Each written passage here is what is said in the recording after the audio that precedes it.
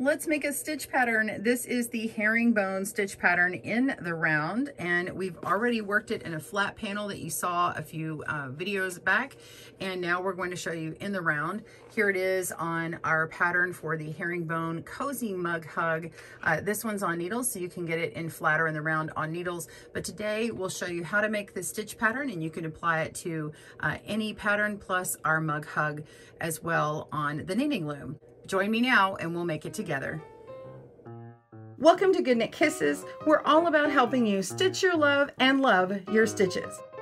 To get the written pattern on the herringbone stitch in the round, be sure and click in the video description below, as well as getting the pattern for it in a cozy mug hug. We'll have that as well. Plus we have a right and left-handed version, so those links will be down in the video description. For supplies, you're going to need your loom, any loom, and appropriate weight yarn will work. Any number of stitches, whether it's even or odd, works for this stitch pattern, and it's just connected and worked in the round. Whether you've got a rectangular loom, an oval, a circle, whatever, it just has to be able to connect. And I've also got one stitch marker on here, so you will need a stitch marker for this to mark your beginning and ending. It has a very big significance in this pattern, and of course your loom hook. Grab your supplies, get your pattern, and I'll see you in a moment. All right, so I already have this one going in the round already, but I need you to know that it will curl on the bottom a little bit and on the top. That's just the nature of this stitch. So if you want to start with a 1x1 ribbing and go for a few rounds and then finish with a 1x1 ribbing before binding off, you could totally do that, or other stitch patterns that don't curl. This one should work just fine with a little bit of mild blocking. And I do want to talk about the cast on. You can do a long tail or even a chain cast on. I kind of like this true cable cast on. Because it's such a small project, you could try this little mug hug project first and test and see how you like it with different cast ons. So that's completely up to you. So go ahead and cast on your number of stitches. Again, an even or an odd amount, it doesn't matter. If you want the number for this mug hug, be sure and get that in the video description below. Pause your video and I will meet you back up for round one. See you in a moment. All right, round one. After you've cast on, mark your first peg with the stitch marker, and then we're going to be talking about working it in pairs. So if I say peg 1 and peg 2, I'm just referring to the first one in my sequence, and then peg 2 is the next one. So we're going to, for round one, you need to go ahead and knit the first peg. Just wrap all the way around and knit that. Move it to peg 2. And then you're going to knit over, but don't let it go. So we knit off and pick up that stitch with your other fingers, and then pick up the stitch that remains on peg 2 and move it to peg 1. And then the stitch that you've been holding, place onto your empty peg. So it's switching them sort of like a cable. Now your working yarn is between peg 1 and 2, and you're ready to move in another set of peg 1 and 2. So your next peg is peg 1. All right, so you're going to knit peg 1, move it to 2, knit over and hold it. And I hold it with my other hand, and then move your stitch to peg 1, and then your held stitch to peg 2. This is the same as in the flat panel version. So if you did the flat panel version, it's the same exact thing. So you're going to continue doing that. You're going to knit the next peg, move it to the stitch after, which is your peg 2. Oops. Knit off, hold that stitch, and move it back to peg 1, and then place that loop down. Okay, if you let go of it, it's okay. It's not going to drop and fall way down. You can just simply lift it up and then place it on here. Okay, now undoing these stitches is something you might want to know how to do, just in case you find that there's a mistake. All of these stitches are sort of throughout the next stitch. So see, like this loop here, this loop behind it is sort of interlaced inside. It's woven through each stitch. So it's not like a normal stitch pattern. The stitches don't just frog and undo themselves and come down. So if you did have to redo this or undo it, you're going to move what was on 2 over to 1. And then lift up that peg or that stitch on the peg, and then move this stitch back 1. All right, and then now we have a stitch that's sort of just hanging back here, and we can actually just put it right on this peg here that has a loop. Okay, ignore the empty peg for now. Pull your working yarn to undo it, and then I just sort of separate them like this. Pick up this loose stitch and just hold it in the back.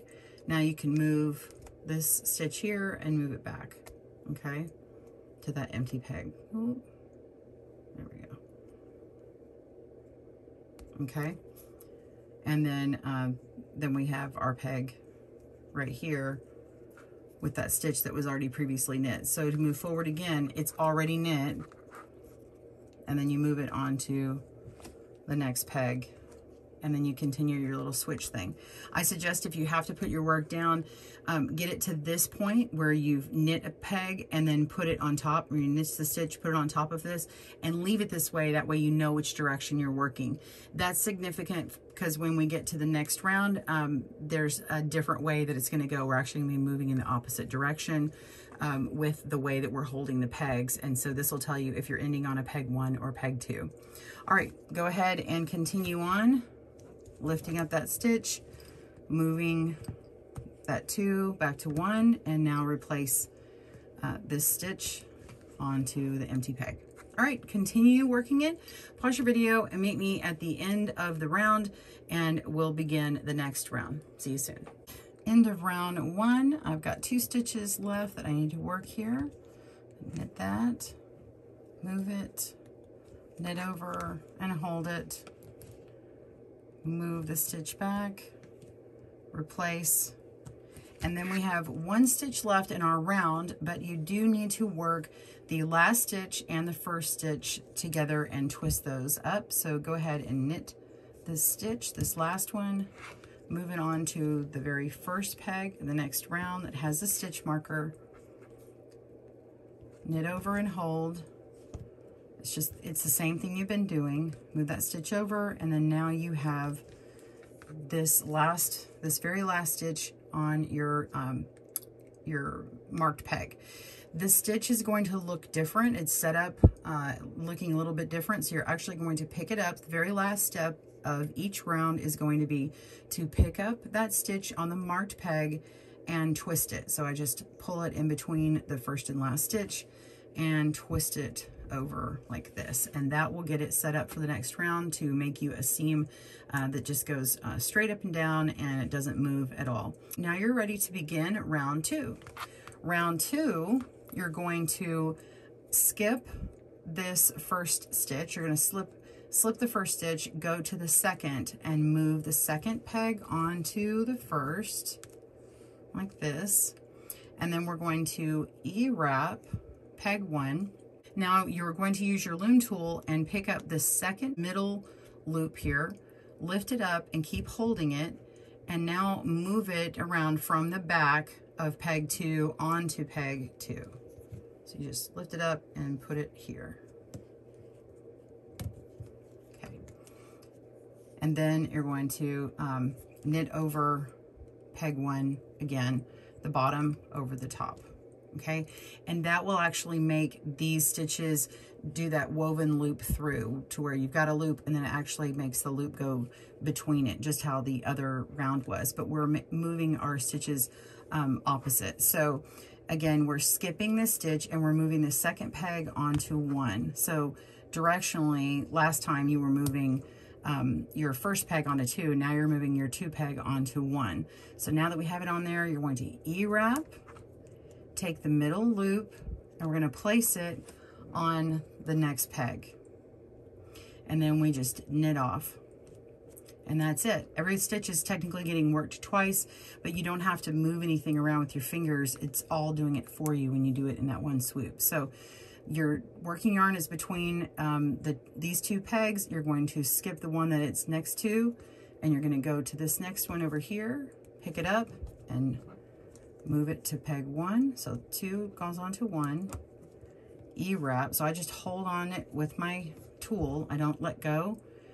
Knit over and move it on to peg 2. And knit off. Let me do it again. Peg 2 to 1. Don't let go. E-wrap. Knit off and move it to peg 2. Knit off. It's actually the fastest round. This one ends up becoming really fast. And so round 1 is actually going to be a little bit slower. So go ahead and continue on this way until you get to your last couple of stitches, and we'll go on from there. If you want to see how to undo it, let me just show you by a few stitches, and then I'll let you keep going. So you can pick up this stitch. This was the loose one, and put it over here, back 1 stitch.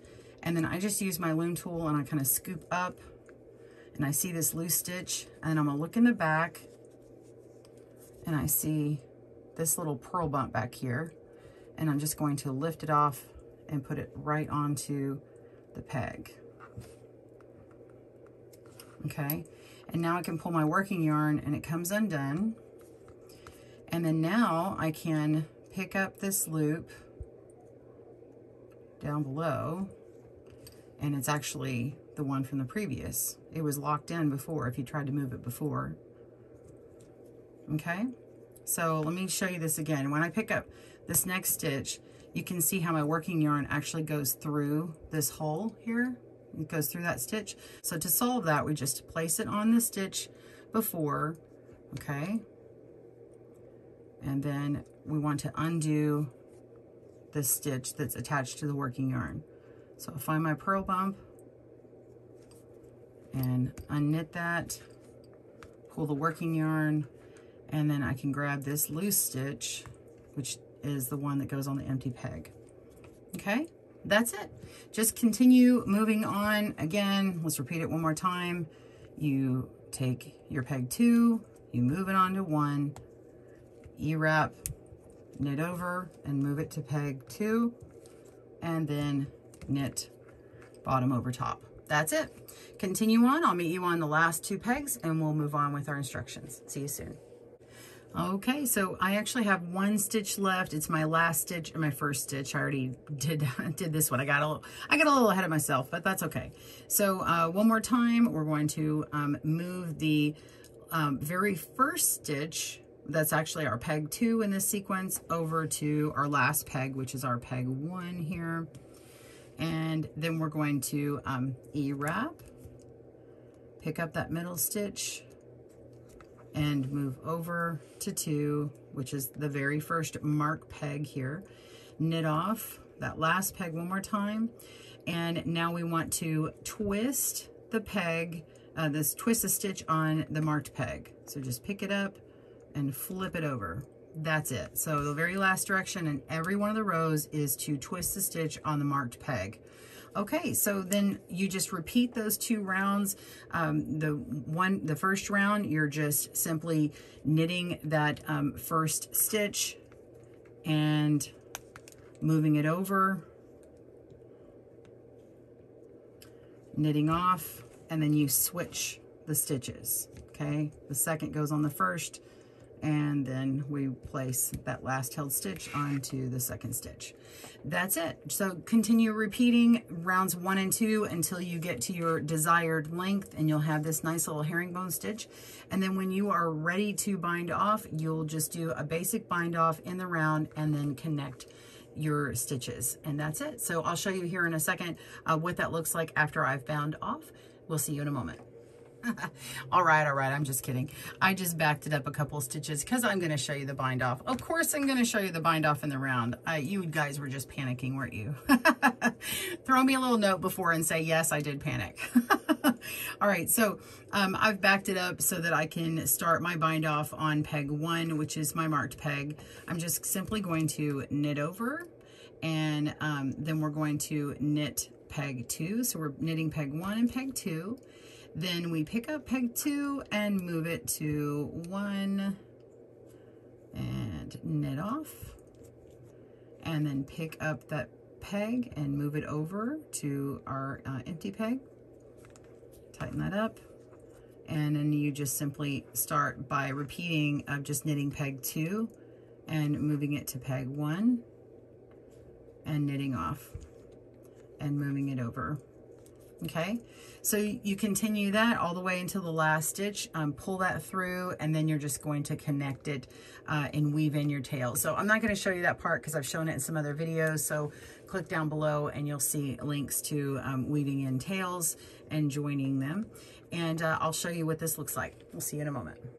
Well, here is my cozy mug hug. I hope you enjoyed it. This is working in the round. I actually have mine upside down because the true cable cast on was a little bit loose, which works really well because we have a tapered cup here.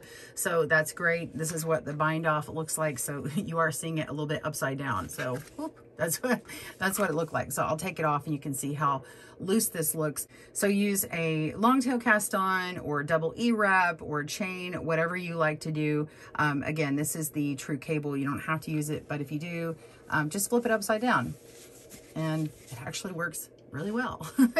It lays really well. So you will have a nice vertical seam on yours. It won't be diagonal or anything. And unlike the needle one, we didn't have to do any movable stitch markers. So yay, if you happen to see that for the needle version, you don't have to do that on the knitting loom. All right, well, I hope you enjoyed that. Please hit that like icon and subscribe if you haven't already, if you enjoyed what you see. I would love to see what you create. So be sure and tag us at GoodKnitKisses on Instagram, and we'd love to see what you make. We'll see you soon, and happy looming. Bye, everyone. Thanks for joining us today, where we help you stitch your love and love your stitches. See you again soon.